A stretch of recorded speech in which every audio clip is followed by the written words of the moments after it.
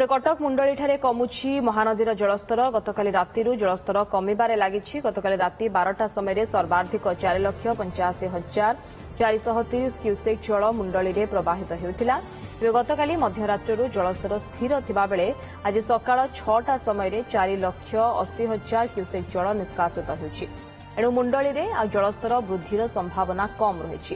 ମଧ୍ୟମ ଧରଣର ବନ୍ୟା ଆଶଙ୍କା ସମ୍ଭାବନା ନାହିଁ, ଯାହା ଏକ ଆଶ୍ୱସ୍ତିକର ଖବର। ମୁଣ୍ଡଳୀରେ ଅପ୍ଷ୍ଟ୍ରିମ୍ରେ 87.80 ଫୁଟ ଏବଂ ଡାଉନ୍ଷ୍ଟ୍ରିମ୍ରେ 84.90 ଫୁଟ ଜଳସ୍ତର ରହିଛି।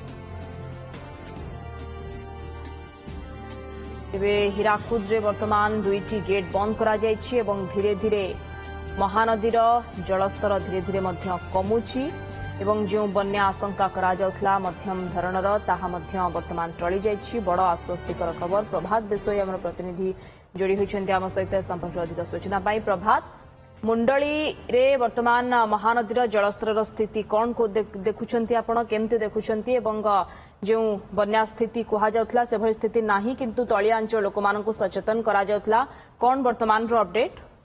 ଦେଖନ୍ତୁ ସିଧା ଗତକାଲି ମଧ୍ୟ ଯେତେବେଳେ ଜଳ ସମ୍ପଦ ବିଭାଗର ମଧ୍ୟ ସଚିବ ସୂଚନା ଦେଇଥିଲେ ଯେ ସେଭଳି କୌଣସି ବନ୍ୟା ଆଶଙ୍କା ନାହିଁ ଏବଂ ମୁଣ୍ଡଳୀରେ ସର୍ବାଧିକ ପାଖାପାଖି 5 ଲକ୍ଷ କ୍ୟୁସେକ୍ ଜଳ ମଧ୍ୟରାତ୍ରିରେ ହିଁ ପ୍ରବାହିତ ହେବାର ଆଶଙ୍କା ସୃଷ୍ଟି ହୋଇଥିଲା। ସେହି କ୍ରମରେ ମୁଣ୍ଡଳୀରେ ପାଖାପାଖି 4,85,430 କ୍ୟୁସେକ୍ ଜଳ ରାତି 12ଟାରେ ପିକ୍ ଛୁଇଁଥିଲା, ଅର୍ଥାତ୍ ସର୍ବାଧିକ 4,85,000 ହେଇଥିଲା ଏବଂ 12ଟା ପରେ ଯଦି ଆମେ ଦେଖିବା ସକାଳ ପାଖାପାଖି ଭୋର 5ଟା 4ଟା 5ଟା ପର୍ଯ୍ୟନ୍ତ ଜଳସ୍ତର ସ୍ଥିର ରହିଥିଲା ଏବଂ ତାପରେ ଧୀରେ ଧୀରେ ଜଳସ୍ତର କମିବାରେ ଲାଗିଛି ଏବଂ ସକାଳ 6ଟା ସୁଦ୍ଧା ଯଦି ଆମେ ଦେଖିବା ଯାହା ମୁଣ୍ଡଳୀରେ ଜଳସ୍ତର ରହିଛି 4,80,000 କ୍ୟୁସେକ୍ ଜଳ ପ୍ରତି ସେକେଣ୍ଡରେ ପ୍ରବାହିତ ହେଉଛି, ଅର୍ଥାତ୍ 5ରୁ 10,000 ପାଖାପାଖି କ୍ୟୁସେକ୍ ଜଳ ମୁଣ୍ଡଳୀରେ କମିଛି ଏବଂ ଏହି ଧାରା ଯଦି ଜାରି ରହେ ତାହେଲେ ଧୀରେ ଧୀରେ ଯୋଉ 20ଟା ଗେଟ୍ର ପାଣି ରବିବାର ଖୋଲା ଯାଇଥିଲା ହୀରାକୁଦରେ ପ୍ରଥମ କରି ଏବଂ ତାପରେ ମଧ୍ୟ ଆଉ ଗେଟ୍ ଖୋଲା ଯାଇନାହିଁ ଏବଂ ଏହି ଯଦି ଏମିତି ଜାରି ରହେ ତାହେଲେ ଧୀରେ ଧୀରେ ଜଳସ୍ତର ମୁଣ୍ଡଳୀରେ କମିବାରେ ଲାଗିବ। ତ ନିଶ୍ଚିତ ଭାବେ ଆମେ କହିପାରିବା ଯେ ନଦୀକୂଳିଆ ଲୋକ ଯୋଉମାନେ ରହିଛନ୍ତି, ଯୋଉମାନେ ବନ୍ୟା ପ୍ରଭାବିତ ଅଞ୍ଚଳରେ ରହିଛନ୍ତି ସେମାନଙ୍କ ପାଇଁ ଇଏ ଗୋଟେ ଆଶ୍ୱସ୍ତିକର ଖବର, କାରଣ ଧୀରେ ଧୀରେ ଗୋଟେ ଶୁଭ ସୂଚନା।